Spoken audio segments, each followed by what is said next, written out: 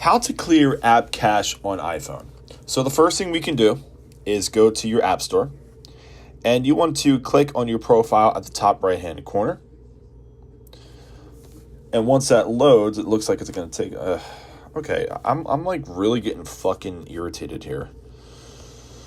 How to clear app cache on iPhone. So there's two things we can do. Number one is go to your app store, and you want to go ahead and click on your profile at the top right hand corner. Once this loads, go ahead and scroll down to your personalized recommendations. And what we can do is clear the app usage data. So once this loads up, as you see here, your usage of apps, go ahead and clear the data that the app is using.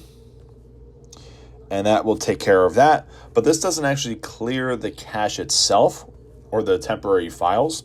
So what we can do is come out of here, and you want to go to your settings. So once you're at your settings, you can scroll down to General and then go to your iPhone storage. So your iPhone storage will show you every app that is downloaded on your phone, and then it also shows you the amount of storage it's taking.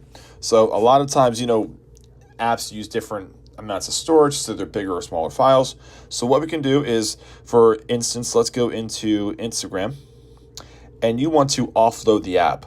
Offloading the app will actually allow you to get the newest version of the app, but it also deletes the cache and all the temporary files that come with the app itself. Once it's done offloading, you can reinstall the app, and you'll have the newest version at a much smaller size. That way, it won't slow down your phone either, and you can get rid of all that cache and temporary files. You can go through and do this for every single app that you have on here, and that's it. It's very simple to do. You'll get the newest version of the app, and all of that cache and temporary files will be deleted from this point forward.